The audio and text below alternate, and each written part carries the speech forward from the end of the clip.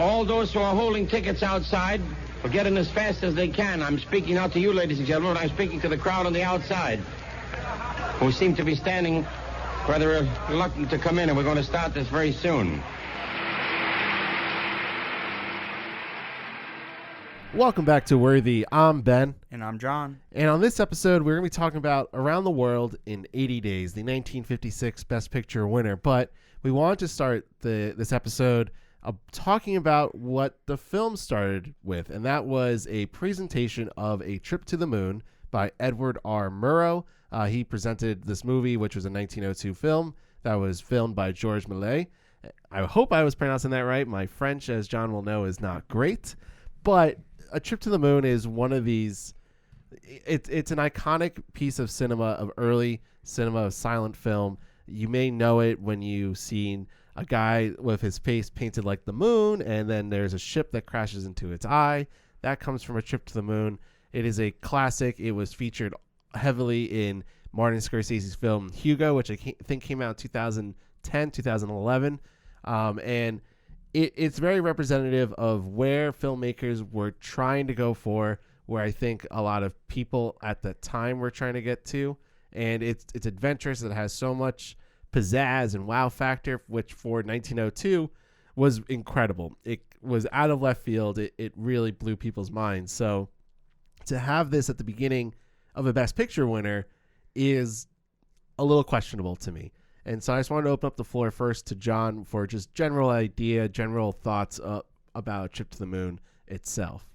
So the French have always been ahead of us. I think that goes without saying when it comes to cinema. They've always been one step ahead, and I think that's been always an ongoing debate. And we've seen like the two separate countries, which are so dominant in cinema, kind of like separate in terms of like the films that they love and the films that the audiences love. But I think it goes even further back to the very start here. This is 1902, so around this time we have Edison, who's also making cameras, and he's also shooting video, and he's shooting films and what he would call films. But when we look back at them now, they're very much like documentary, like people leaving his factory. Or we talked about on the animal abuse episode all about them shocking and electrocuting an elephant. So he was like filming things that were kind of very standard for us. And when we look at A Trip to the Moon, it feels like a full short film, and it's science fiction, and it really has the magic that we have come to expect from movies and cinema in general. And I think that's really why I've always appreciated it. And I think it's why it's always stuck around, is it's a really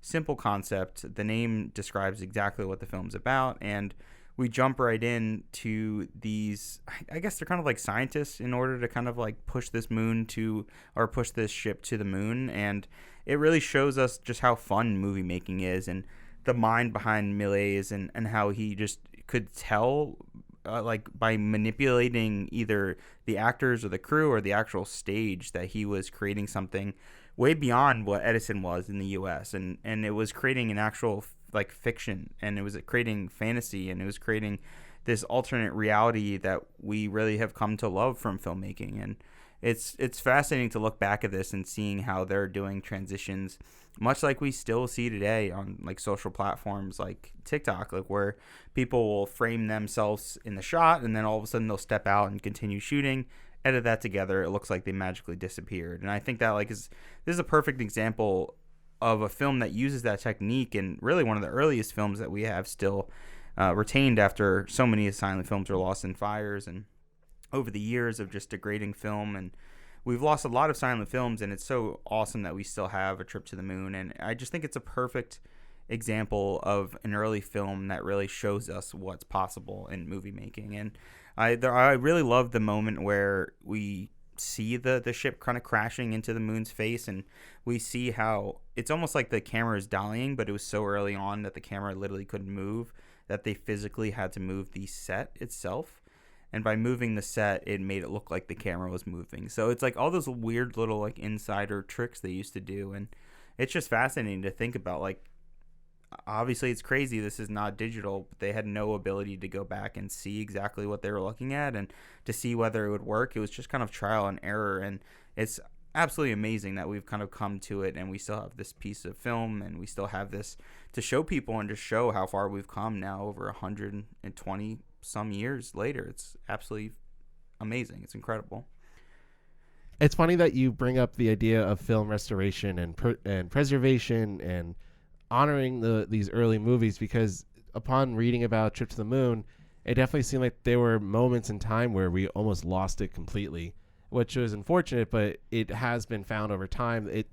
I don't know if we really got the full movie as it was probably presented in 1902 because of some damages that could have happened to the film itself, some lost parts of it. But what we have in Around the World in 80 Days is this idea of adventure and seeking more and going around the world, literally, and how that can spark ideas and imagination. And what you touched on about how the filmmaking process can seem so elementary at times, of just, you bring the person to you, but it's also these tiny little details of filmmaking that Millais did in this movie that I feel like could still be applied to for today. Even as simple as the cuts of stopping, placing somebody there, they appear, then cutting again, they take him out of the frame and make him disappear in the edit. It's so simple, but it feels so right and natural for how you would make a movie, that it's honestly incredible that they got it to look the way it did for that time. You know what I mean? Yeah, definitely. I mean, it's honestly like, it blows my mind looking at this film and some of the other early silent films from the French and from Millais, where there's so much costuming and there's so much built behind this, and so much behind the scenery and the stages, and then the fact that they built all of this all just for this one film to kind of throw it all away. And maybe like at the time you would have no idea that this would not be able to be preserved, because you're thinking within your time frame. You're not thinking about how, like, oh, this might be a lost medium at some point in time, because it's barely even a medium. Like, to try to understand what this was at the time, it was literally probably magic to a lot of people to be able to even see images moving in front of people, and then let alone that you're telling a story, and also being so fantastical and have it all look amazing, and have it all like hold up still to this day, where you can watch it and find it kind of entertaining, and watch it visually and just kind of appreciate it for everything that it offers visually. It's really astonishing how much we've kind of borrowed from just techniques in this film, and how much we even see it today. And I always think of like Looper when I think of A Trip to the Moon, because in Looper we have characters going back in time, forward in time, but when that happens, they basically snap out of reality. And very much in A Trip to the Moon, when people kind of disappear or kind of suddenly disappear, essentially, it's a quick cut and they like disappear into smoke. It's a really cool trick that it's like such a classic trick that we've come to know from magicians that is just perfectly brought to film. And it's amazing how much we've kind of still continued to borrow and use A Trip to the Moon as a great reference point for the start of fantasy filmmaking, really. Yeah, I'll take a Looper reference any day. But yeah, I think that this movie, it's a precursor to science fiction. It has aliens on there. I mean, some of the ideas they had of like going to space is pretty ridiculous, but it's also what makes it so fun to watch. And again, like the shot of the moon of approaching it and then hitting it in the eye it's such an iconic moment and look and frame of early Hollywood and early film that it's sort of hard to deny how great and important it is. And so that leads me to my next question, which is it almost cheap to slap this on the front of a movie and just to draw the comparison of, well, it's an adventure movie, and A Trip to the Moon was loosely based off a Jules Verne novel, and Around the World in 80 Days, a Jules Verne novel. So of course they would fit together. But to me, when I watch it, it's like, so you're gonna take 10 minutes out of your runtime, out of a very long runtime, I might add, to show this entire movie just because you can, just because you want to make that comparison. It's not. I just find it to be just a cheap way of doing something. It's a very direct comparison too, which is weird, because it's you could watch this film and kind of like maybe put that together, how these are like an evolution of filmmaking, but to have it right on the front of your film and be like, this is our film, but it also is referencing A Trip to the Moon, and we'll like show you a little bit of it, and we'll show you a rocket taking off, and that is kind of our evolution into film. And not only have we advanced like 50 some years into the future, We also are now shooting rocket ships, and like we are actually traveling, and our future may end up to the moon. It's just like, is any of that really necessary for the story? Not really, not at all. It feels like something that you would do in like the beginning of like a documentary to kind of like show you and relate to your documentary and its subject, but it just doesn't really make any sense for a fiction film. And it definitely pulls you out of the actual story, because it's like asking you, the viewer, to kind of like put the story in context and showing how it all like has come to forward and how much we've kind of traveled and pursued technology and adventure forward. But it's just like not relevant to the story really, other than, yeah, like you said, it's a book loosely based on A Trip to the Moon, or from Jules Verne's book From the Earth to the Moon by Jules Verne. So it just doesn't make much sense. It like, you could see the loose connection there, but it's like, why? It's not strong enough to like make any sense for it to kind of stay in the film, especially like you said, with a 3-hour movie. Yeah, and it makes the final product like, okay, so now is A Trip to the Moon a part of Around the World in 80 Days? Like, as an Oscar voter, am I like, well, am I supposed to appreciate this old movie? Like, if a movie came out today and they put A Trip to the Moon, well, I guess Scorsese did do that with Hugo. But if he slapped it on the front of it, just said this is a connection to this movie, I like got inspiration from it, and then never mentioned it again, I'd be like, okay, so I'm not gonna give you merit for that. Like, you didn't do anything. If anything, adding the Edward Murrow like monologue over it is kind of like you're ruining what this movie is supposed to be. It's supposed to be like a fun, silent adventure. Now you just have, Murrow's voiceover on it, and it's like, okay, like I don't want to hear this. I want to watch this on its own. I'd rather I come to this naturally instead of you telling me like, okay, you have to watch this and now watch this great movie, but it's not really a great movie. It's actually pretty crappy, and I get like if you want to talk from a technical aspect how like great and adventurous it is, but then at the same time, it to me it just feels so cheap and so just like you don't do this and it doesn't make this a good movie. That's just you as the filmmaker think that this is necessary when it's not. So I digress. I think we're going to get more into this movie. So let me ask that question to you, John. Is Around the World in 80 Days worthy of the Best Picture award of 1956?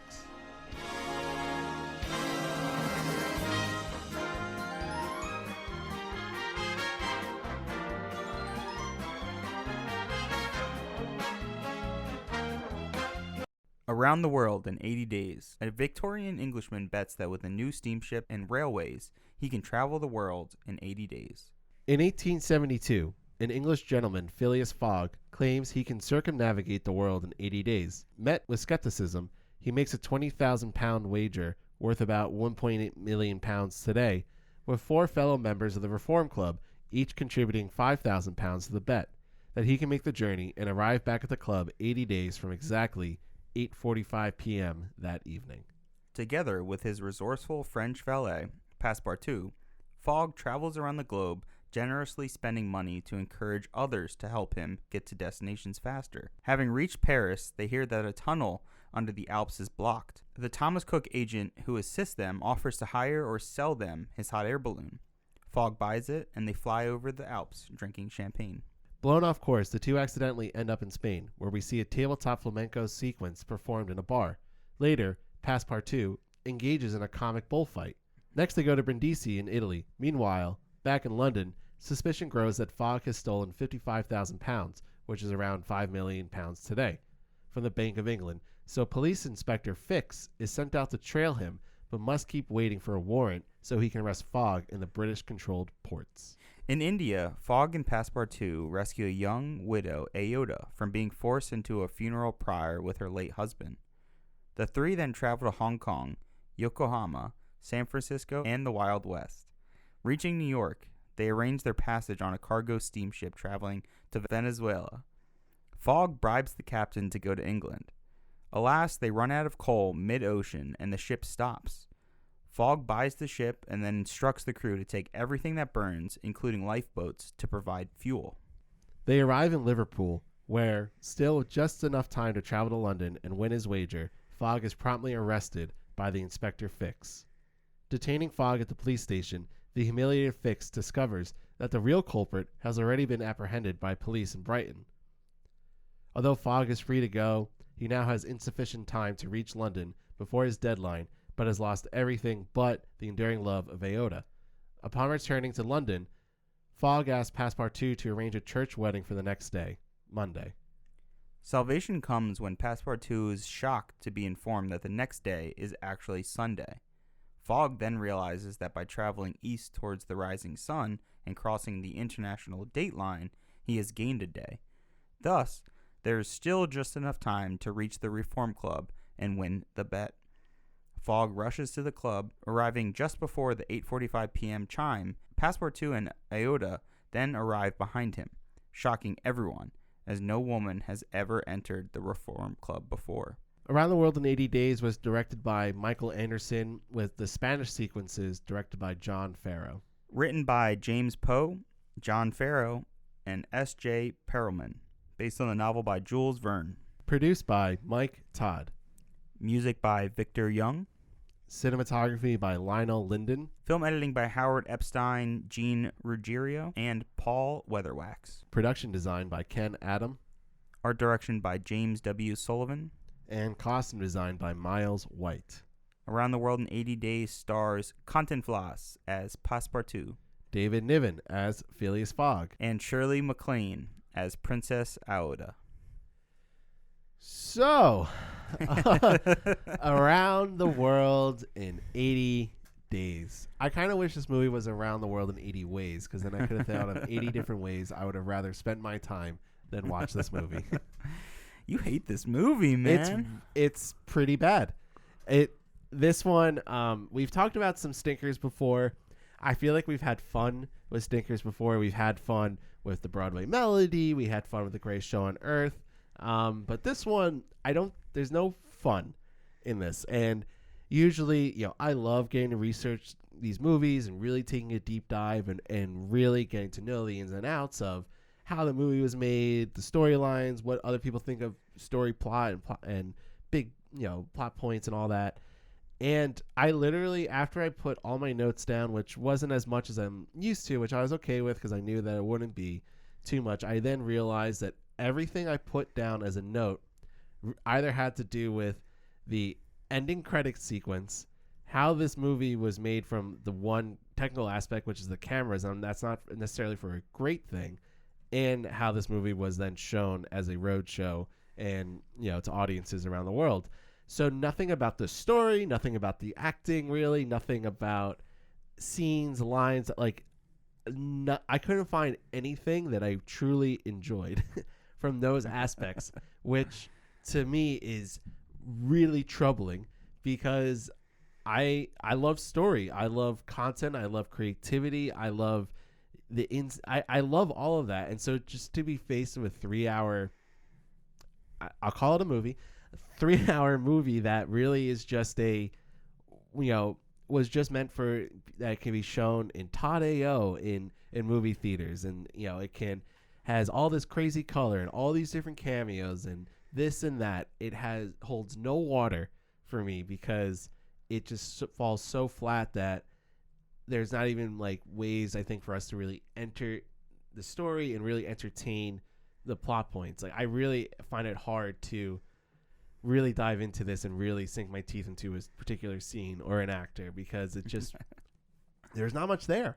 It's really funny because if you were just listening to us kind of tell a synopsis, it's not too far off in terms of the length of some of the synopsis that we've read in the past, but it makes it sound like a full fledged film. And with 3 hours, this is a very short synopsis because a lot of this film is just shots of them traveling, which is cool to see visually, I think. I think I'm definitely a little more positive on this film just in general than you are. I think across the board.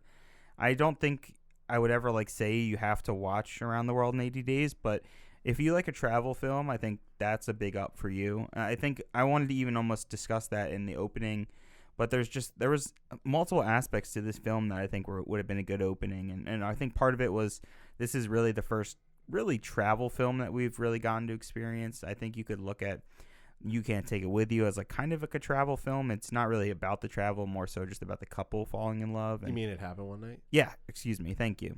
It happened You one Can't night. Take It With You, still Yeah. great. That's the opposite of a travel movie. It takes place in like 2 locations, basically. But I think, Thank okay, you. but to your point, though, and this sparks this idea, is like, You Can't Take It With You, it takes place in one setting, and it does so much right for like one setting with a huge cast of characters, with a lot of like well-known named people, versus this, which has some of the like best like British actors of all time. Like, you know, you have Marlene Dietrich, you have John Gielgud, you have Victor McLagan, all coming from, you know, that side of the water, and they're barely used for how they should be. Peter Lorre is in this, and Peter Lorre is like, it's almost borderline like racist, because you're like, are you supposed to be a Japanese Oh my god. character? Or like, who are you supposed to be? You're there, then you're gone.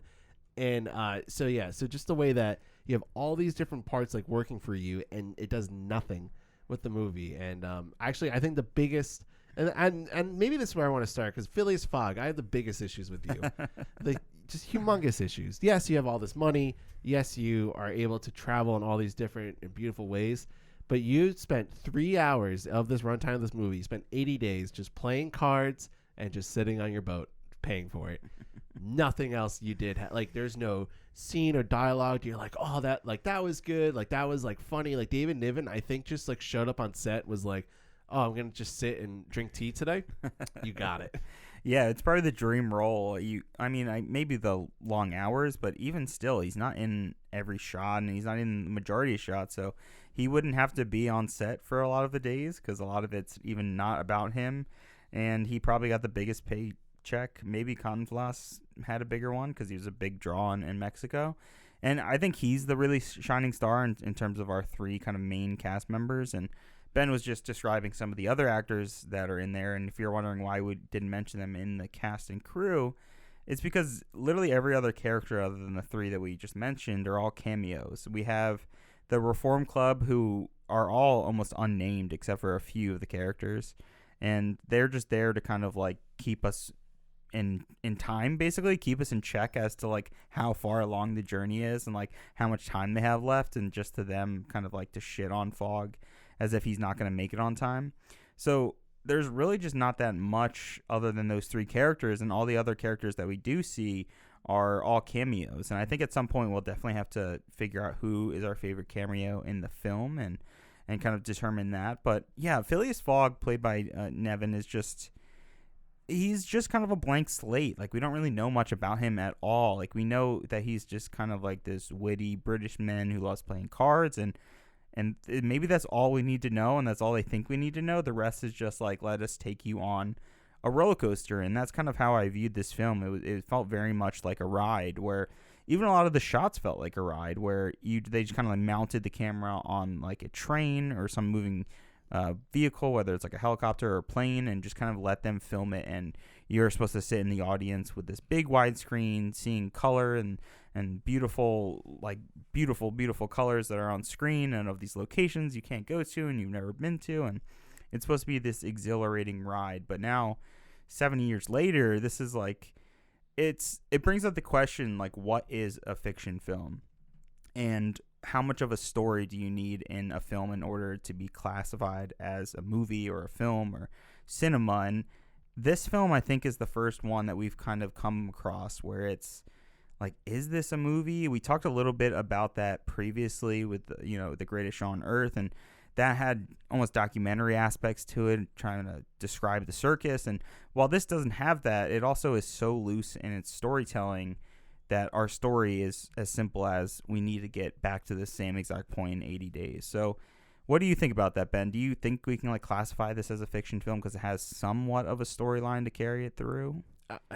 I mean, I guess you could call it a fiction film, but it's so loose in its plot and characters and development of those characters that you look at The Greatest Show on Earth, you look at like, Jimmy Stewart playing Buttons the Clown, and it's like, that was a very good performance that had depth, that had something to him and his story. Whereas like this, it's like, I don't know where the arc is. Like, yeah, like what with any of the characters. Yeah, like Fogg really has no confliction. Like, you would think, I have this huge bet and he could give, like, he's pretty confident he's going to do it, but it's like, why are you so confident? Why do you feel like you can do this? And then honestly, like the big reveal of like, oh, well, the international date line, like we should have realized that, and this and that. And it's kind of like, okay, did you not think about that when you were going to travel? It does bring up funny questions as to like how you kept time and who has the right time and who is the arbitrator of the right time. Without a computer system, without actual digital clocks or anything, who is the arbiter of time? Like, who is the person who's going to tell you what's the accurate time? And that was a funny aspect to me, and it's clearly not supposed to be intentionally funny. But yeah, in terms of the end, like that of them not realizing that they've passed, it just kind of like slows the film down even further to a halt because it's already 3 hours and you're already basically exhausted by that point. So you're like, just get on with it. Like, please tell me if he makes it or not. That's all I need to know. So it is frustrating, and we're just following these characters bouncing around with no real arcs. And, some people, they don't need it. They just want to have like a fun ride and adventure, and who cares if the characters change or have any sort of difference of opinion at the end. But it's just not entertaining enough now, 7 years later, for it to be very intriguing. I think something like the internet just kind of like destroys this film, and it's a shame because there's probably so much effort and time, and looking up the film, it seemed to be a really, really difficult film in order to even kind of make this and to film on a lot of the locations. And I think it really comes through for a lot of the locations they filmed on, that they're not just complete, messes when it comes to using the kind of back projector and using early green screening and some how bad that looks sometimes in some of the films that we've seen. For example, Greatest Show on Earth. So, Ben, is there like I know you're not a fan of this movie, you're not loving it, but was there a particular location that you thought like was your favorite in terms of the many various locations they visit? I think we talked about this a little bit, I think when we first finished the movie together, which was the depiction of like the American West and like how people, look at that. But then also there's so many racist things they do. Well, and it's like every location's racist. Yeah. Like you need to know that. Yeah. Right. Going into every location's racist. But that one was like, my God, because what was it? I think like Mike Todd was concerned about the differences of skin color between the various Native Americans hired for the movie. So he ordered a liquid dye that would make them all look uniform. And then we're going to have them all in a big circle just doing a dance. Chanting and then cotton floss. Yeah, and of course, like they're all gonna go attack someone, and of course, everyone's gonna look down upon them as like what they would call like these savages and poking fun at it. And you know what? It's just dumb, and it's so unnecessary, and it's so. I said, like, what's your favorite part? I'm not talking about I'm talking about I like the San Francisco thing was like funny because it had Frank Sinatra in it, but like also in like the same vein, I really don't want to hear people today complain about there's not enough character development, they wasted too much time. Go sit and watch this movie and go waste your time, because I don't know what it is about like some like why it's so hit or miss for some movies, like why so many people loved a movie like Around the World in 80s, like, and I hate to bring The Greatest Show on Earth because I kind of like The Greatest Show on Earth now compared to this, but it's like, why do people go to those movies and be like, oh, this is great entertainment, this is what I love? And I don't know if that's because people didn't have enough, but like by 1956, you had a lot of good movies you could base your entertainment, the way stories develop. You have so many things you can base off of. Why now is like this movie revered so well, especially when we get into the Oscars? Like there's some pretty big blockbusters that year, and like this movie survived. Why? I mean, like it has the most in terms of the most looks and scenics, and there's a lot of beautiful cinematography in this movie. I'll definitely give it that, but that then doesn't translate to a good movie. Like I could set up a tripod and film a sunset that's on freaking Hawaii of a volcano going off in the background with a tsunami and beautiful waves, everyone surfing in it. Does that mean it's a good movie? No, it just is like a cool shot. Well, I think this is the results, and we've talked a little bit about this in the past couple of episodes, and I think it's the result of television and trying to go bigger and bolder and getting people out of their seats and kind of getting people to go to movies. And it's almost like we're seeing this weird parallel in today's films where it's about instead about, going bigger and bolder. It's about like nostalgia and let's bring everything that you used to love back. And so that'll get you to go out of the theaters. And here it's like, well, I can just watch, the latest TV movie. Like we talked about Marty being based on a TV movie. People are getting used to television. They're watching a lot at home. So it's like, how do we get people out of the theaters? These are 3-hour movies. When we get further down into the episode, when we talk about all the other Best Picture nominees, we're talking about really big, over 3-hour large movies. A lot of them all in color, actually. And they're all mainly over 3 hours with your biggest stars, huge special effects, a lot of action. And Around the World in 80 Days is like this big spectacle in terms of traveling, seeing the world. And that's kind of like how I would try to view it personally, to kind of get that point of view and what it would be like. And instead of nowadays where it's like one of my favorite scenes and locations of the movie, it's not really any of the scenes that I loved so much, but seeing like the elephants and the fact that they ride one. And yes, there's definitely got to be a lot of animal abuse in this movie. And as we talked about, it was kind of rampant, especially in this time where the films kept getting bigger and bigger. But, if someone wanted to go see anything about elephants now, they would do one YouTube search and they'd have like hundreds and hundreds of videos about elephants, about how they eat, when they travel, when they sleep. Like literally as much as you could possibly learn about elephants, you could do it. But in 1956, it would be like you go to the library, you read a book, you see a couple pictures of elephants. Maybe if you're lucky, you can like see some, a whole book about elephants, and that's all you can get. So when you get to the moment in this film and you're like, oh my God, our characters are riding elephants, like this shot is like a train and we're going through elephants, like it probably felt like so realistic to people and like fascinating. So I always try to do that with some of these films. Does that make the movie good, and does that justify any of this? No, I don't think so at all. And I think it has only just kind of become more and more dated because of that. But it's still kind of cool to see all these locations, even though it's very racist, like we said. Every location they go to, it's like they have to be offensive because. Can we just say like I'm not gonna say, I would hate to say our favorite racist part. Oh, Jesus but Christ. What's a different word to say that? Like, what's the part that's most offensive? What's the most offensive part that to? Oh my God, dude! My God. I mean, the Shirley MacLaine thing is pretty bad. I mean, the fact that our main character, like, Aoda is supposed to be Indian, right? Like, yeah, she's like, she's Shirley MacLaine, who's like fairly white. Yeah, she's very white. I mean, she's very white. So pale in this movie, and just, oh my God, she's also barely a character. Like, she just kind of follows Fogg around and is somehow like enchanted by his card stories, which are the most boring fucking stories on the planet. Oh my God. Yeah, it's actually funny because apparently when this movie was shown, it was shown for like 3 consecutive years. And I think that was mostly because Mike Todd, the producer, just had these grand ideas for how it should be shown. But the film was shown in Calcutta in 1960, and the entire like sequence with Shirley MacLaine being rescued was cut from the movie. The scenes were of her being rescued from being burned alive because her husband in the story died, so now she got saved.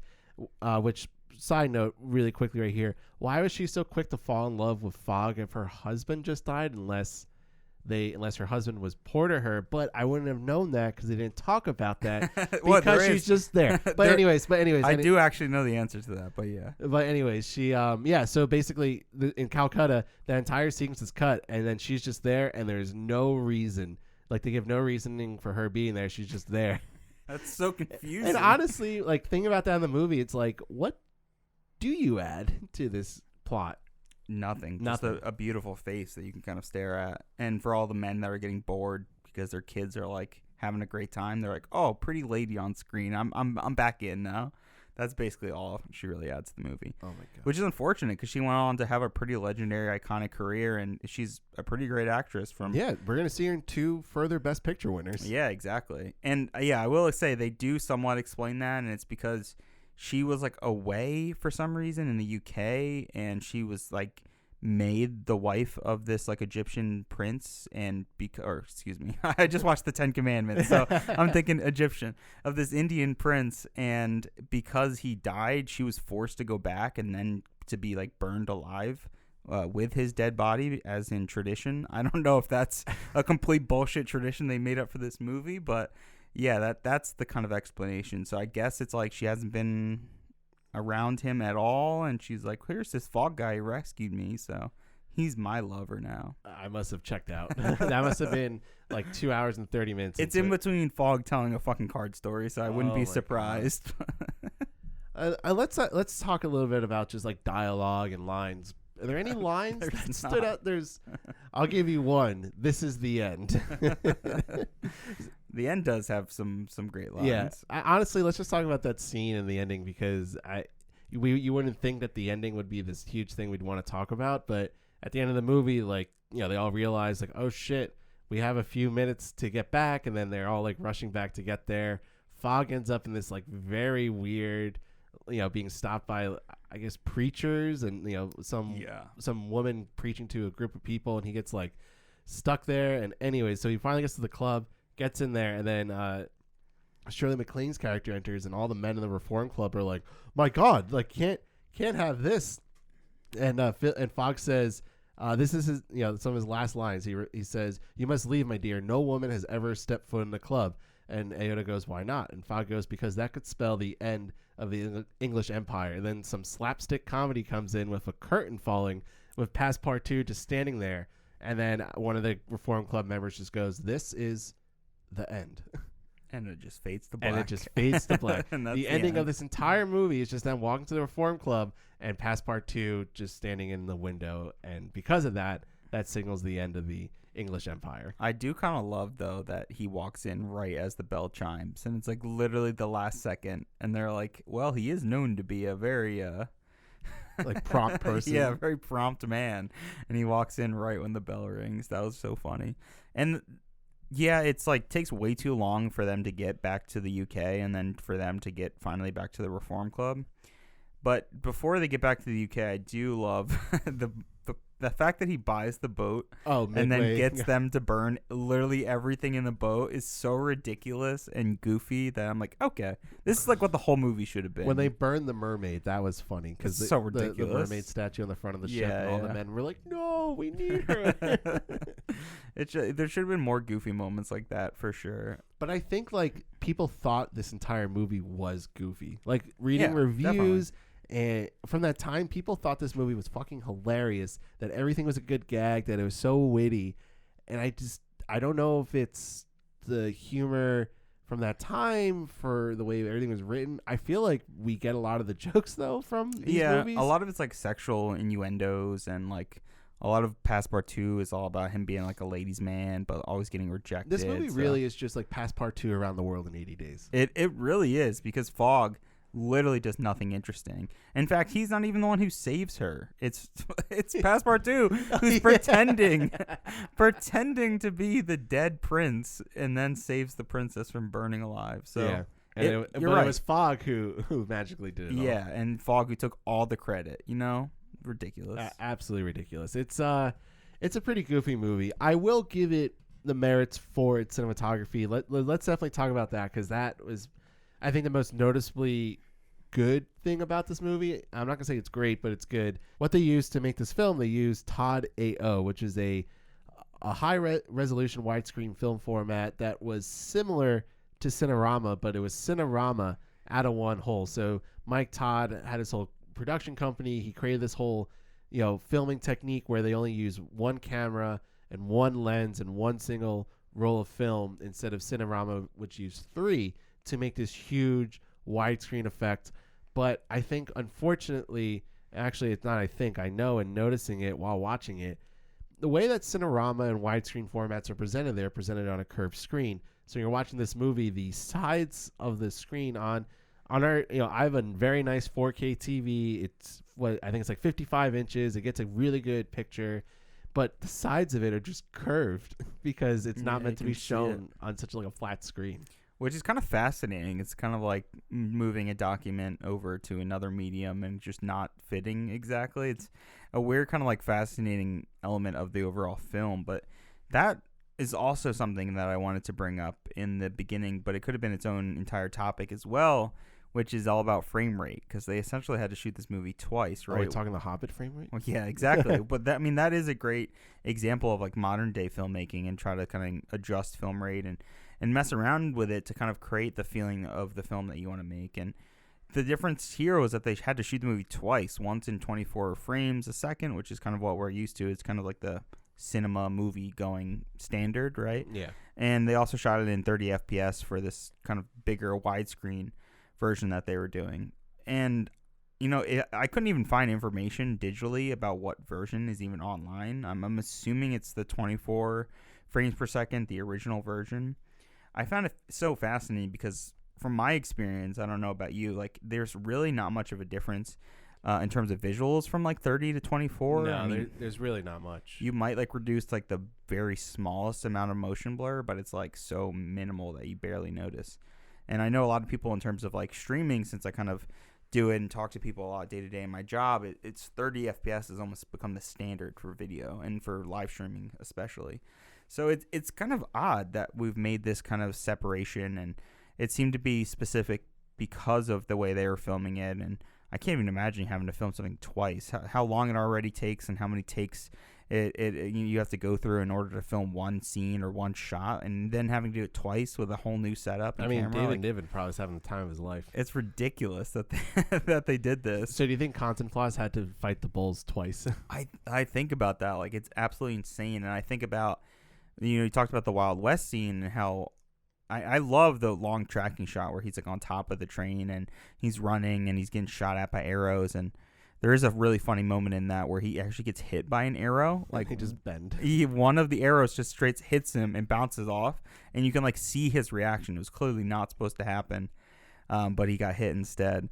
So I don't know why they kept that in the movie, but the cinematography is probably the best aspect of this movie. It's really cool just to see these wide shots and to see these large vistas in color too. Well, that's the scenics part of the cinematography. Yeah. So that's why I said it's good, not great, because when you get to the dialogue parts of it, they don't do much in terms of coverage. It really is just like, here's a big room. You're just going to stand in the middle. Yeah, and every character. And you're just going to talk. And then think about the bullfighting sequence. They didn't do it. Was mostly, again, a huge wide shot of it from far away that they're like, oh, yeah, Cantinflas did participate in the bullfighting scene, but it's supposedly like added the scene because of him, right? Like when he got casted, because they knew he had bullfighting background. Yeah, and he insisted on doing it. So it's like, okay, but did he actually? Because you rarely see him like so up close, and it just feels very like okay, we have this huge wide camera.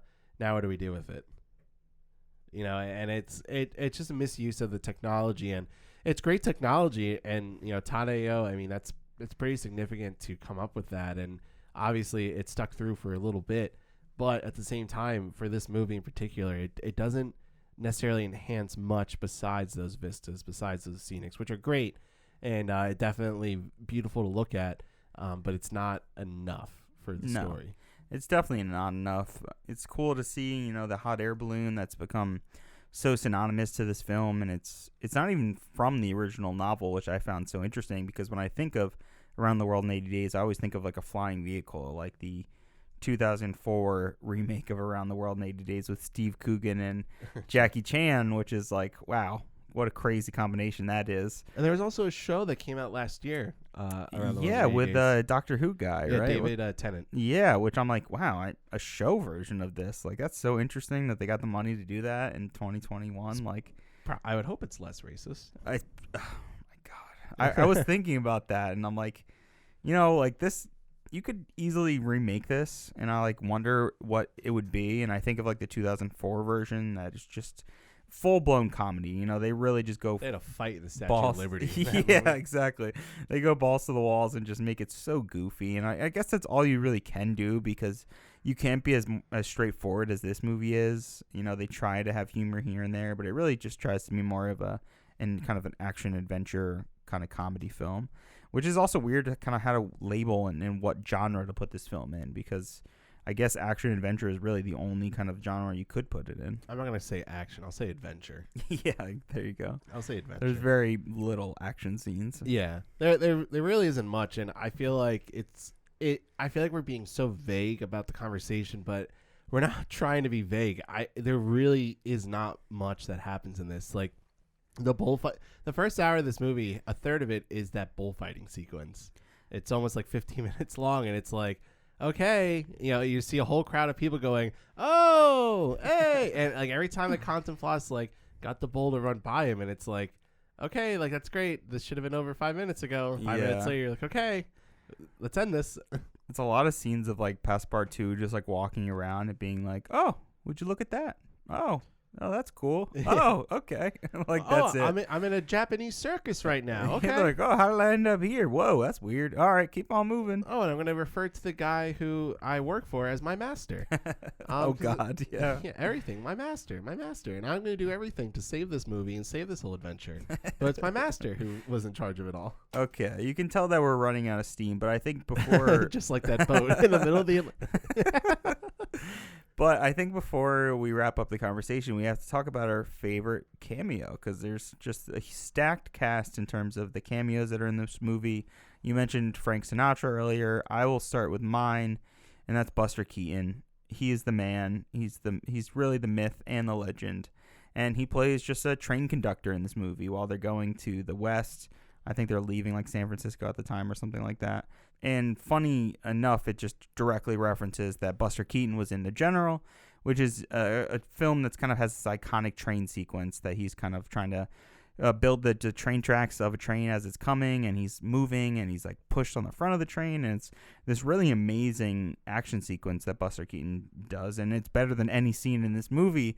But Buster Keaton was definitely my favorite cameo because, you know, it's a lighthearted thing, it's a tongue-in-cheek thing, and I think a lot of the cameos we probably don't really get the references to. You know, obviously Frank Sinatra, we know who he is. We know he's a singer-songwriter, piano player. Like, that's pretty straightforward. But if you didn't know, like, Buster Keaton was in The General, like, the kind of joke that he's the train conductor, like, wouldn't come through as much. So I think there's a lot of aspects of that in this film where it's very dated of the time, inside jokes, because this actor is, you know, known for a certain role. But Ben, what's your favorite cameo in the film? Yeah, just quickly on that, I feel like a lot of the cameos are you have to have known.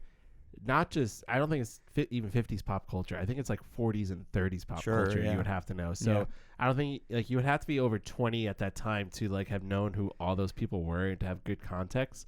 Otherwise, it's so short, and they're, like, Buster Keaton is much older than the Buster Keaton that you probably knew, you know, when he was a big star. Yeah. So it's certainly odd, but I said it before, Frank Sinatra's in this movie.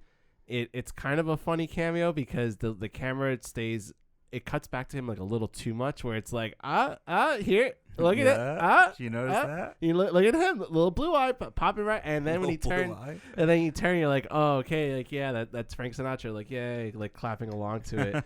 and actually Roger Ebert, he said that Frank Sinatra's brief wordless appearance in this movie is the archetypal celebrity cameo that contributes nothing. Which he contributed nothing. He just played a piano, and you're just like, oh yeah, Frank Sinatra. And then you think to yourself, you're like, how many other cameos have been in this movie that I did not notice or did not know? Because no clue. Yeah, and it's a little unfortunate, and it feels like misuse. It's like, if you're gonna have all these people in there, like, let them act, let them have fun, give them some lines, like, and have Fogg interact with them, not just have like Passepartout, like, maybe glance at them for a second. It's hard not to think about Doctor Strange, and I won't go too deep into this because I just watched Doctor Strange 2, you know, the multiverse of madness, and it's, you know, filled with cameos, and it's funny that we're now talking about this movie because it's doing the same thing, and it makes me think about Around the World in 80 Days, and it makes me think about it as a genre, it is like a film overall, and how these cameos, like you said, could be 20-year-old references, and, you know, the film feels very much like a kid's movie. Like, it feels like it's not meant for adults, and it feels like it's meant for, like, you to just kind of, like, take your kid so he'll shut up and he'll just eat some popcorn and, like, watch the movie for 3 hours. There's no popcorn allowed in these movies. Yeah, actually. Talk about that. Yeah. So Mike Todd gave specific instructions for his road shows for this, and he didn't allow any popcorn or candy to be served, so everyone would just stay in their seats during each half of the movie. You're allowed to leave during the intermission, but I mean, like, that's so, like, full of itself, and it's like cool they did a whole road show, but then there's like this whole book that came out with the road show that listed so much stuff that it's like, how much of this is true, how much of this is made up to make it seem like it was bigger than it was? And honestly, that's all like the history, and like American Film Institute, their whole catalog on this movie is based off of that, you know, that book they would give out, and it's sort of, it seems like too much for what actually happened on the screen. It's ridiculous. And you know what's too much in this movie as well? The goddamn score and the fact that they have to reuse it and play the theme over and over Britannia. and over again. Da. So they play that song maybe 10 times. They also play like the main theme for this movie, which ended up getting a Bing Crosby to do like the actual lyricisms to and the lyrics and singing, which I actually listened to and I'm like, wow, this is an amazing song. And of course, it's not actually in the movie. It's just, the notes and the actual music. No. But they just repeat the score over and over and over again and again. It's like they're trying to annoy you in this movie sometimes. I don't get it. Yeah, I don't get it either. So I think that this is the end of the conversation on Around the World in 80 Days. So let's jump into the 29th Academy Awards.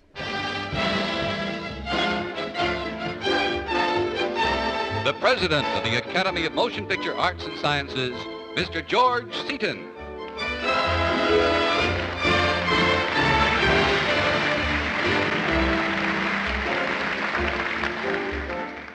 Fellow members of the Academy, ladies and gentlemen, good evening and welcome. This year, the motion picture industry is celebrating its 50th birthday, its golden jubilee. It is a genuine milestone because for the first time, movie audiences all over the world have more than a passing interest in these ceremonies. The motion picture has become, as our setting implies, a truly global medium. The flow of film between free countries and the exchange of artists who created them has increased our knowledge of and appreciation for our fellow man. One has only to recall the films nominated in the category of Best Motion Picture to realize that Hollywood is roaming the globe not only for photographic effects, but for story content as well.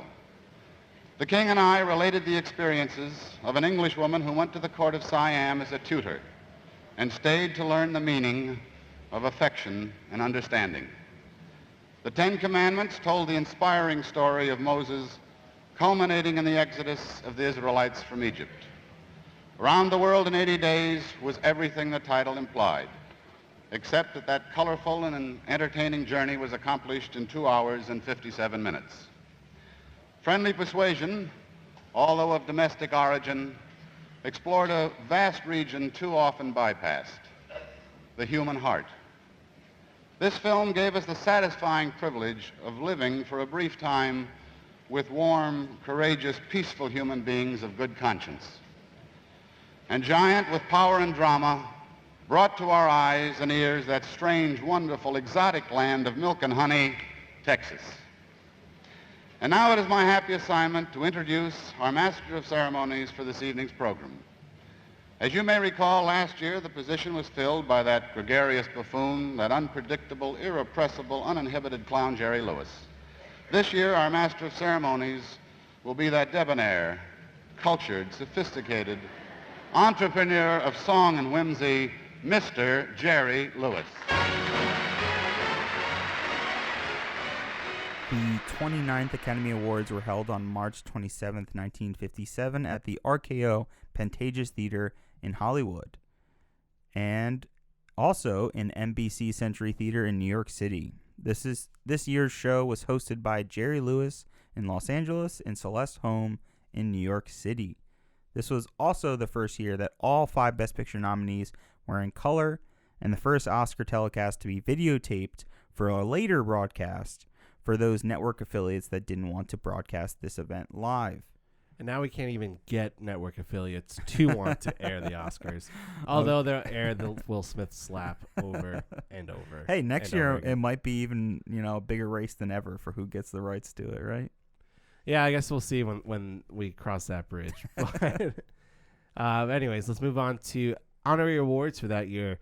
The Jean Herschel Humanitarian Award went to Y. Frank Freeman. The Irving G. Thalberg Memorial Award went to Buddy Adler. And an Academy Honorary Award went to Eddie Cantor for distinguished service to the film industry. Best special effects went to John P. Fulton for The Ten Commandments. This is Fulton's third and final Academy Award after previously winning in 1946 for The Wonder Man and then 1956 for Bridges at Toko-Ri. Fulton's effects included the building of Seti Jubilee's Treasure City, the burning bush, the fiery hail from a cloudless sky, the angel of death, the composites of the Exodus, the pillar of fire, the giving of the Ten Commandments, and the tour de force, the parting of the Red Sea. The parting of the Red Sea was considered the most difficult special effect ever performed up until that time. This effect took about 6 months of VistaVision filming and combined scenes shots on the shores of the Red Sea in Egypt with scenes filmed at Paramount Studios in Hollywood of a huge water tank split by a U-shaped trough, in which approximately 360,000 gallons of water was released from the sides, as well as the filming of a giant waterfall also built on the Paramount backlot to create the effect of the walls of the parted sea. All of the multiple elements of the shot were then combined in Paul Lepay's optical printer, and matte paintings of rocks by Jane Damella concealed the matte lines between the real elements and the special effect elements. DeMille was reluctant to discuss the technical details of the film and how the film was made, especially the optical tricks used in the parting of the Red Sea. It was eventually revealed that footage of the Red Sea was spliced with film footage run in reverse of water pouring from a large U-shaped trip tanks set up in the studio backlot. So all to say that, I think it's totally worth going out of your way, going to YouTube and looking up this scene of just the seas of the Red Sea parting, because I really think it's incredible what they do in the film and how amazing it still looks to this day, and how incredible the new 4K transfer of the film is. It's amazing. Yeah, I actually went to Paramount once and saw the tank, or where it is on the backlot where they shot it, where they did a lot. Cool. They did a lot of different, water stuff, in the specific space, but that's where they did the parting of the Red Sea. And I know John had just seen this for the first time. I grew up watching the Ten Commandments, growing up Jewish. I think that come Passover, it was really easy for the parents or grandparents to put it on for all the kids during those family times. And it's for all those special effects that John was listing, hearing them and not necessarily having watched it in a few years, but hearing about the angel of death, the pillar of fire, the giving the Ten Commandments, those stand out to me. Visually, those are some pretty great moments. And I could tell from, as a kid, seeing those early Hollywood, or to me it was early Hollywood, effects was pretty incredible. So I love it. And the parting of the Red Sea is definitely the tour de force, as you were saying before about it. It's absolutely incredible if they were able to pull it off. Moving on to Best Film Editing. This one went to Around the World in 80 Days to Gene Ruggiero and Paul Weatherwax. Ruggiero's only career win after previously being nominated before in the same category for Oklahoma, which was made in 1955. And this is Weatherwax's second career Oscar after previously winning for The Naked City in 1948. I put a big how this movie won for Best Film Editing. Maybe it's just because it's the most editing, because it handled the most footage. Maybe that's why it won. The Ten Commandments is 30 minutes longer. I just watched it. Okay, so then there you go. And it has all those crazy special effects, which you just went over how they did it, and which involves a lot of editing in order to make it look realistic. Yeah, right?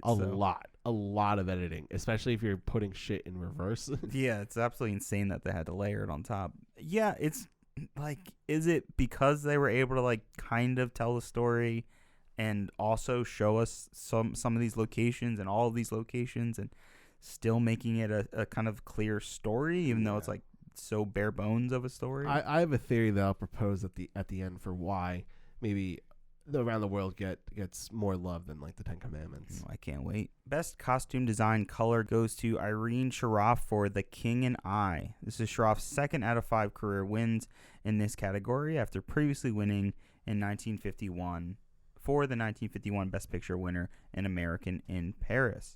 Also of note, we have Miles White, who is the costume designer for Around the World in 80 Days, also nominated here. Anything to note of the costume design? Obviously, big film, a lot of locations, a lot of costumes. I think that's kind of the credit you give it, right? It's it was a lot. Yeah. They were bright. Yeah, but it didn't win because The King and I has better. Best costume design black and white went to the solid gold Cadillac to Jean Louis. This is Jean Louis's only career win out of 14 nominations. He worked as head designer for Columbia Pictures from 1944 to 1960 And his most famous work includes Rita Hayworth's black satin strapless dress from Gilda, which was filmed in 1946. Also, Marlene Dietrich's celebrated beaded souffle stagewear for her cabaret world tours, as well as the sheer sparkling gown that Marilyn Monroe wore when she sang "Happy Birthday, Mr. President" to John F. Kennedy in 1962. The name, the solid gold Cadillac, sparked my intrigue onto what it was, so I'm putting that on my list for movies I want to check out. That's a sweet name. Right? Such a cool name. And also, what a weird coincidence with the gown that Marilyn Monroe wore, because Kim Kardashian busted that bad boy out just a couple days ago and wore it herself. Very weird. The exact one? The exact dress. I'm surprised you didn't hear about this. Yeah. Oh, well, you know me and the Kardashians. You know how up to date I am. I'm just surprised you didn't hear about it just because it's directly related to Marilyn Monroe. No, it's super weird. And also, I don't know how Kim Kardashian could ever fit with that, ginormous butt she has, because Marilyn Monroe, Kim Kardashian, not the same body. Let's just say that. The only Met I follow are the New York Mets. Oh, my God. Jesus Christ. Let's go, Mets. Can we talk about the Met now? Kidding. Best cinematography color goes to Lionel Linden for Around the World in 80 Days. This is Linden's only career win out of 3 nominations, and he was also nominated for the 1944 Best Picture winner, Going My Way and I Want to Live from 1958. So, Ben, we talked a little bit about the cinematography. Is it Best Picture worthy? Is it Best Cinematography worthy? 30 minutes of it is, and that's just because of the vistas. I don't know. I mean, I get the big spectacle of it, and maybe that's why. But you have the 10 Commandments there, and War and Peace has some pretty great stuff in there as well. So I don't. You've seen a lot of movies from this year. That's interesting. I've talked about I've said 1956 had some big blockbusters. So it's why is this one the one that wins? Yeah, I will say in terms of the 10 Commandments versus Around the World in 80 Days, I think I preferred the visuals. It's kind of cheating because we have such a big, colorful film, and the 10 Commandments it's a lot of sand. It's a lot of dull colors. I mean, that's not to kind of go against it. It's the costume design is very vibrant and bright, and you have these amazing sets that they've built that are really cool to show off. But the cinematography is very much of Cecil DeMille, of what we've seen in the past. It's very slow. It's kind of standard. The camera almost never moves. It's really not too dynamic. While Around the World was showing me shit that looked like it was on a GoPro. Whether that's something good or something you want to see, I think is a bigger question. But seeing shots of the sea from so far up, and seeing elephants that close, and the camera's mounted on the train, it felt like some kind of new advancements in cinematography, and it felt like it was pushing the medium forward in terms of how it was kind of trying to tell a story. Moving on to Best Cinematography Black and White. This one went to Joseph Ruttenberg for Somebody Up There Likes Me. This is Ruttenberg's 3rd Career Academy Award after previously winning for The Great Waltz in 1938 and the 1942 Best Picture winner Mrs. Miniver, and he would go on to win one more time for the 1958 Best Picture winner Gigi. Best Art Direction Color goes to The King and I. Art direction by Lyle R. Wheeler and John DeCure. Set direction by Walter M. Scott and Paul S. Fox. We also have the nomination here from Around the World in 80 Days. I think it's definitely a worthy nomination. I mean, the amount of sets they had to build, it's pretty elaborate. And, while there's a lot of racism in terms of the portrayals of the humans that live in these locations, I thought, while maybe a lot of cliche looks to these locations, I thought they were still pretty cool and elaborate, and it was pretty impressive art direction. Best Art Direction Black and White went to Somebody Up There Likes Me. Art direction by Cedric Gibbons and Malcolm Brown. Set decoration by Edwin B. Willis and F. Cole Gleason. So, this is Cedric Gibbons' 11th and his final Academy Award. Pour one out for my homeboy. It's been 29 episodes. We've brought him up a bunch. This is the last time we'll really bring up Gibbons' name. Gibbons has the most awards in the Best Art Direction / Production Design category all time at 11. He also has the most nominations ever in the category at 39. In February 2005, Gibbons was inducted into the Art Directors Hall of Fame, and also the iconic Oscar statuette that Gibbons designed, which were first awarded in 1929, are still being presented to winners of the Academy Award ceremonies each year. So Cedric Gibbons' impact has been shown and felt throughout the Academy and film history, and it's pretty. We're stepping into our own new territory, I think, with movies, and to see a name like Cedric Gibbons, who, again, he's not a director, he's not on screen, but to see his influence and winning 11 times, his name constantly pop up is pretty remarkable. So, yeah, I look at Gibbons and Cedric Gibbons as the perfect example of why we made this podcast. Someone that we'd probably never heard of before. Now that we've said his name over and over and over, we've really gotten to appreciate the amazing art direction that he's giving us, and how influential he has been to the overall film industry, and especially Hollywood in particular, and the work he's done across the board with so many different directors. It's absolutely astonishing. And definitely take a look at our Instagram, Worthy Podcast, where you'll see this week, maybe next week, a post about Cedric Gibbons. Best sound recording went to The King and I, to Carlton W. Faulkner. This is Faulkner's only career win out of 5 total nominations, including a Best Visual Effects nomination for Journey to the Center of the Earth. Best song goes to Que Sera, Sera, from The Man Who Knew Too Much. Music and lyrics by Jay Livingston and Ray Evans. Que Sera, Sera originally appeared in Alfred Hitchcock's film The Man Who Knew Too Much, where it appears diegetically and serves an important role in the film's plot. In the film, Doris Day plays a retired popular singer, Jo McKenna, who, along with her husband, played by Jimmy Stewart, and son, becomes embroiled in a plot to assassinate a foreign prime minister. After foiling the assassination attempt, Jo and her husband are invited by the prime minister to the embassy, where they believe their young son is being held by conspirators. Jo sits at a piano and plays Que Sera, Sera, singing loudly in the hopes of reaching her son. Upon hearing his mother play the familiar song, Jo's son whistles along, allowing Jo's husband to find and rescue the boy, just before he was about to be murdered by the conspirators to the assassination attempt. So there's not a better time to listen to Que Sera, Sera. That's my mother's voice! That's my mother singing! What? Are you sure, Hank? Are you quite sure? That's sure I'm not! What you doing here?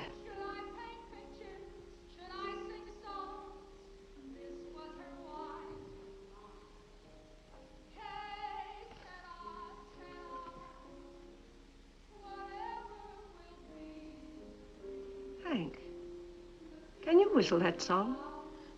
I guess so. Then go on, whistle it. Whistle it as loud as you can.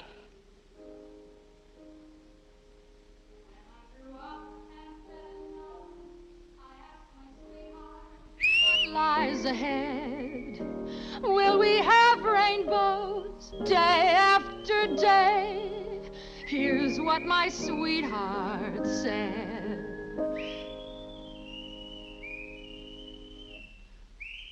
Ever will be, will be. The future's not ours to see. Que sera, sera. What will be, will be. Best scoring of a musical picture goes to The King and I, to Alfred Newman and Ken Darby. Best music score of a dramatic or comedy picture goes to Victor Young for Around the World in 80 Days. This is Young's only career win out of 22 nominations. His family actually donated all of his artifacts and memorabilia, including this Oscar, to the Brandeis University, where they are still housed today. Yeah, Victor Young got this award posthumously. He had died before the award was given out, so unfortunately he didn't get to really receive it, but out of 22 nominations, getting the win, I won't sour on Around the World in 80 Days for this win. Moving on to Best Short Subject Cartoons. This one goes to Magoo's Puddle Jumper.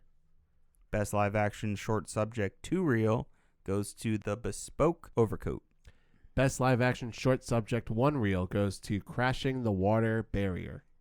Best Documentary Short Subject goes to The True Story of the Civil War. Best Documentary Feature goes to The Silent World. This movie was directed by Jacques Cousteau. The film also won the Palme d'Or at the 1956 Cannes Film Festival. Cousteau remained the only person to win a Palme d'Or for a documentary film until Michael Moore won the award in 2004 for Fahrenheit 9/11. Best foreign language film goes to La Strada, which is an Italian film.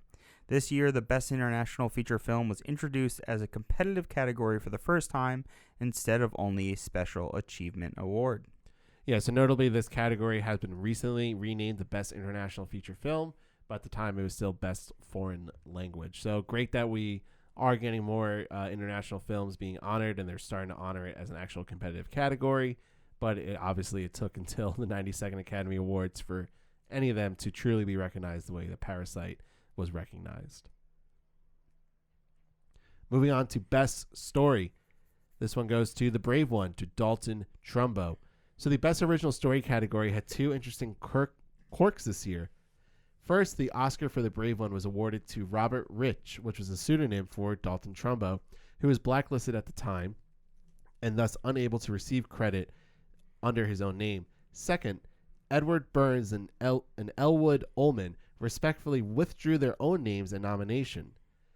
They were aware that voters had probably mistaken their Bowery Boys film with the 1956 MGM musical of the same name starring Bing Crosby, Grace Kelly, and Frank Sinatra, which itself was based on the Philadelphia story. So this nomination was not included on the final ballot. And this is also the last year that the Best Story Award would be awarded. So rest in peace to this useless category.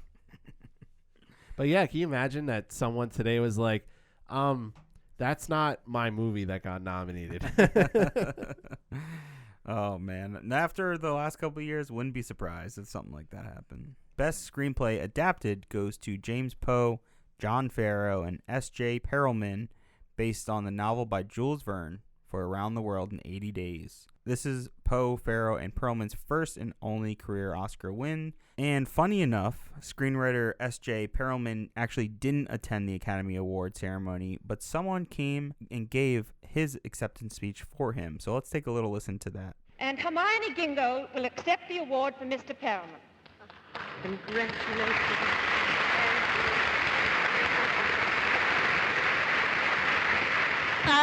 I'm very proud to receive this objet d'art on behalf of Mr. Perlman, who writes, he cannot be here for a variety of reasons, all of them spicy. He's dumbfounded, absolutely flummoxed.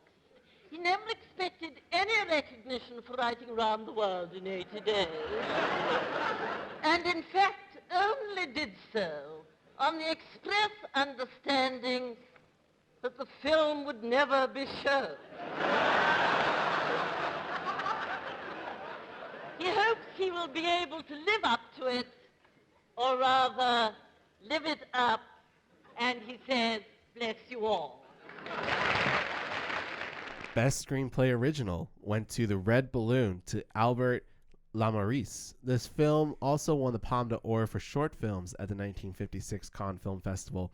It also became popular with children educators. It is the only short film to win the Oscar for Best Original Screenplay. Lamarice's other great accomplishment was the creation of the board game Risk in 1957. And actually, upon researching and looking at this movie, I watched this movie in my French class. I was going to say if you've seen this movie or not. Yeah. That makes sense in a French class, definitely. Yeah, I watched my French class, and I didn't know what was going on. It was just a red balloon.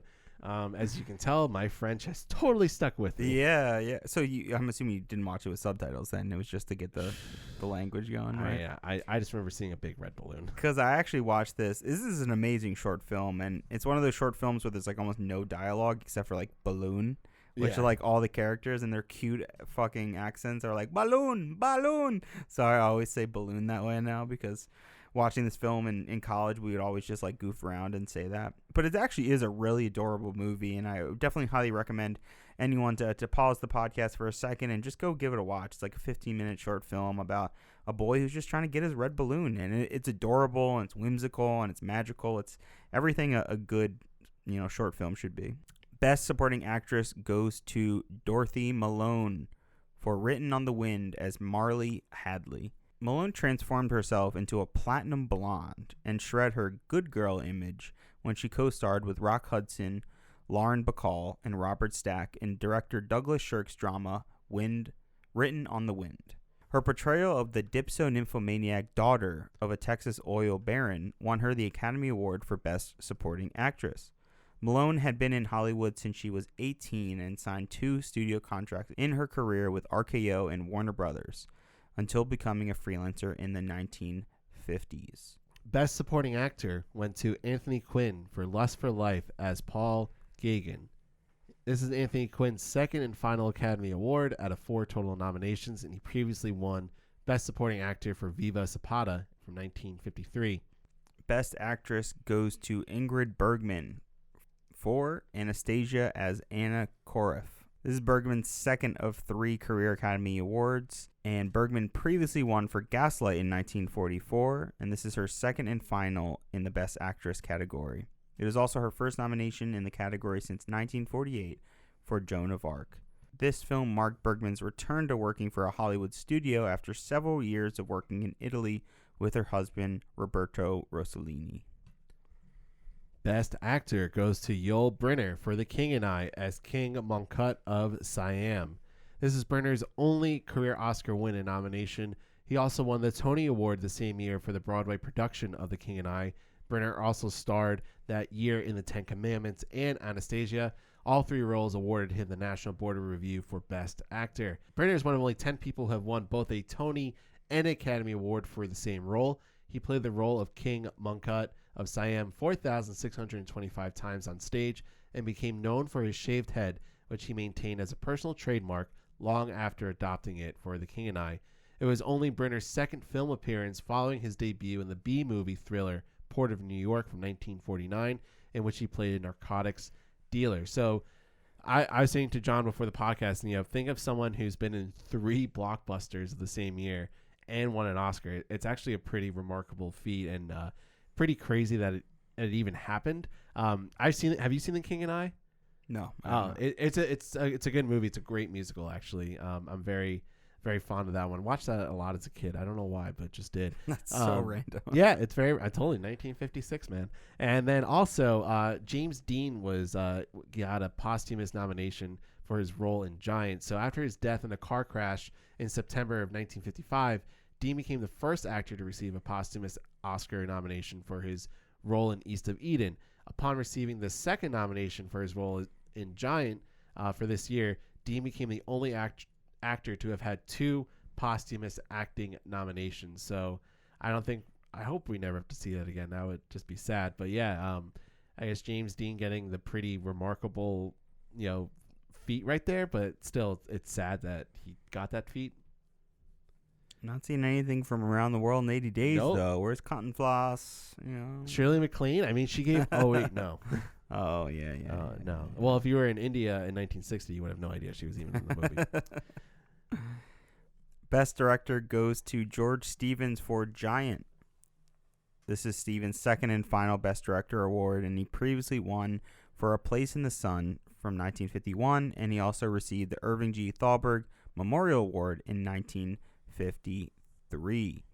Ben, have you seen Giant? No, but that is the one film this year that we're both like, ooh, we're eager to watch it. Another big, long, epic film. This time a Western, and you got James Dean, a little cowboy action going on there. Rock Hudson, come on, what's not to love there? I can't wait to watch that. And finally, moving on to Best Motion Picture, the nominees are Seven Samurai. Oh wait, that Seven Samurai did not get a nomination. All right, nominations are The Searchers. Oh wait, sorry, Academy fucked up there. Did not include The Searchers or the Seven Samurai nominations. Silly me. So the nominations for the 1956 Best Motion Picture Award are The Ten Commandments, The King and I, Giant, and Friendly Persuasion, and of course our winner, Around the World in 80 Days, produced by Mike Todd.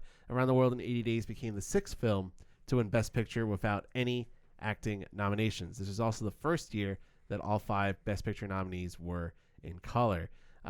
So I've kind of teased it a little bit before about why maybe the Ten Commandments didn't win this. Well, if you think back to 1952 when The Greatest Show on Earth won for Cecil B. DeMille, it was at that time that people thought DeMille might have been declining, and they didn't think he was actually going to really make another big movie again. So they gave The Greatest Show on Earth all this love and attention for Best Picture. But if they had just waited a few more years, like 4 more years, they would have had the great opportunity to do it. And I feel personally, upon looking at it and seeing how the trends of voting and who wins it and how it's awarded, if they didn't give DeMille that award in 52, and maybe if they gave it to, I don't know, a High Noon at that time, crazy to think about, that maybe we would have been talking about the 10 Commandments in this episode. Yeah, there's another alternate reality where that happened, and it is quite the epic at 3 hours and 34 minutes, I think it is, and I watched it for the first time yesterday, and I got to say the 4K restoration of that movie is absolutely stunning. It may be like one of the best, older 50-plus-year-old transfers that I've ever seen on disc, and it was just absolutely popped off the screen. While it was not my favorite movie, I mean, we're talking about the story of Moses. To be honest, it's not the most engaging material. Me personally, okay. But okay, sure. There's a pillar of fire and the Red Sea splits.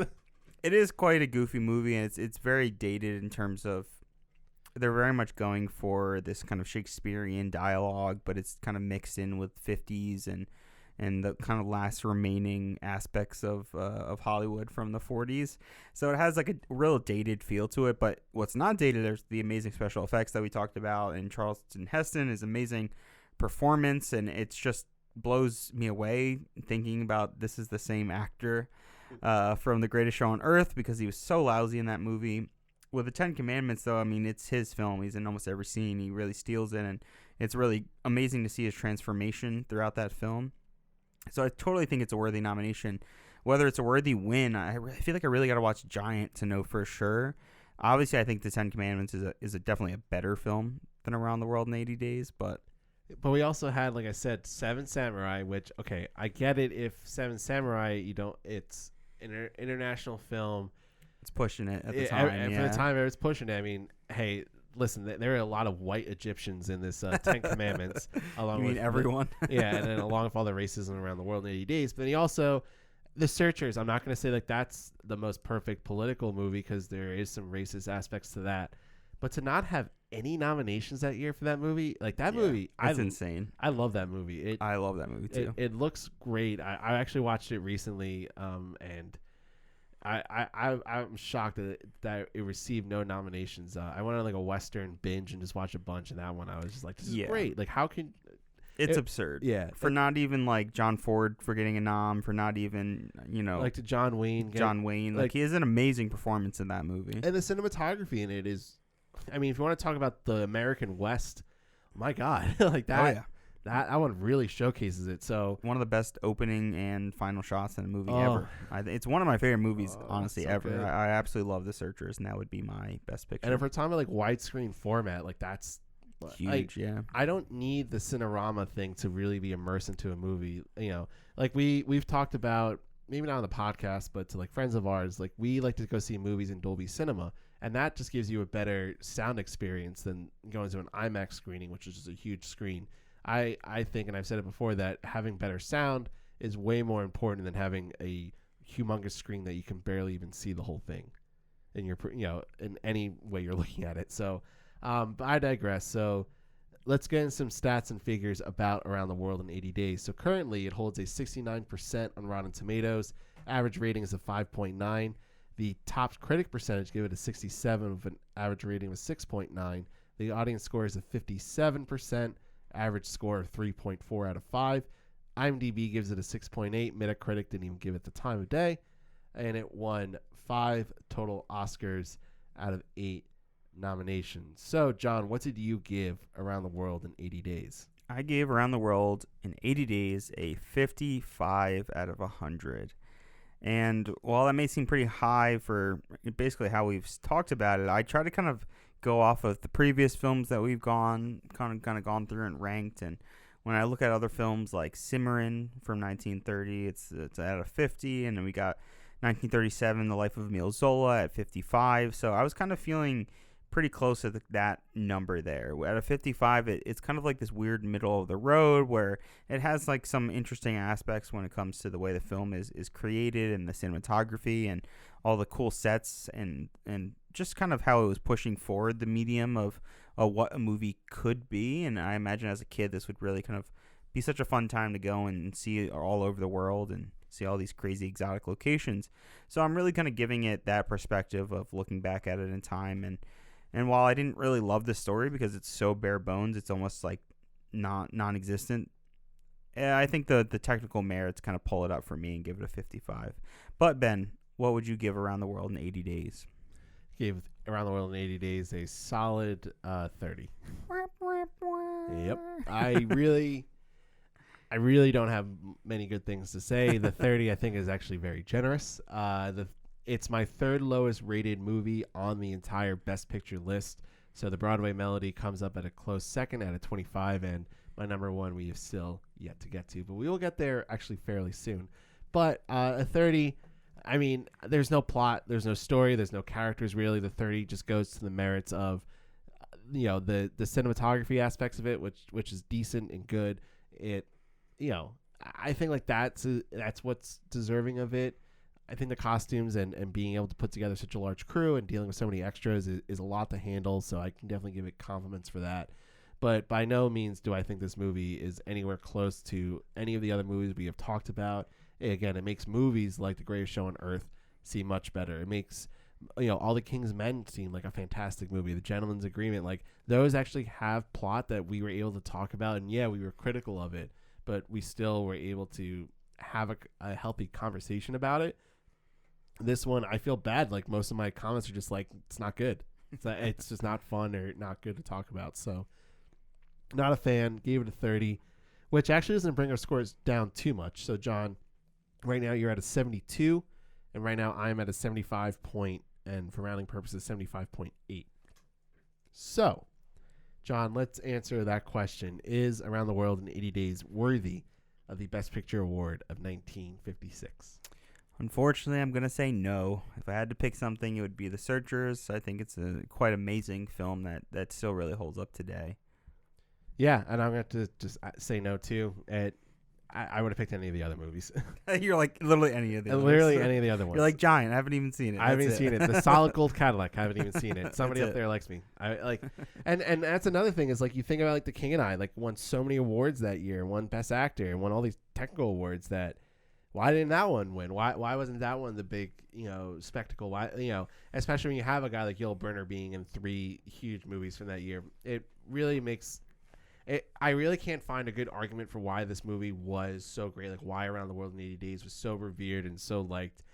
It's really hard and I think when you look at like a review from Variety from 1956, it's so glowing and loves it so much. It's like, who paid you to like say all this stuff? Because it really doesn't match up. And then when you look at like we talk about stats all the time, like Rotten Tomatoes is probably one of the least helpful ways to actually figure out what a film is worth in terms of its rating, because it takes into account from reviews from the time it was released, which are much more glowing and much more praising of it than versus a modern lens, which is like this really has no merits to it. So yeah, it's really low for me. I really don't have much more to say of anything that's good.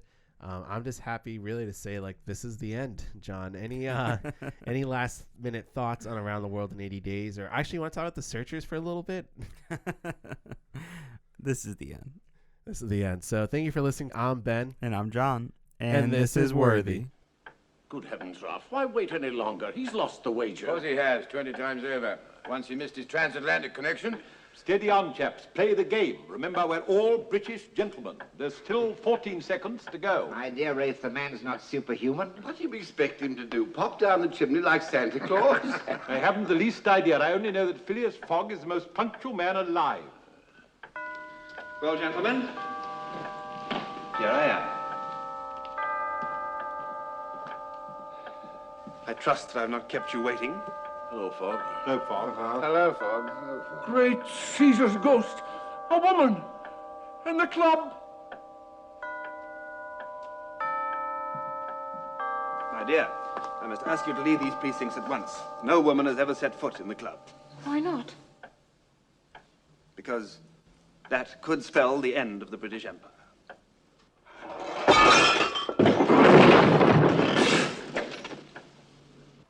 This is the end. Thanks for listening to Worthy, the breakdown of every Best Picture winner from past to present. You can listen to us wherever you get your podcasts. Check us out on Instagram at Worthy Podcast, on Twitter at Worthy Pod, and on Facebook at Worthy Podcast. Any inquiries can be submitted to worthysubmissions@gmail.com. Again, that's worthysubmissions@gmail.com.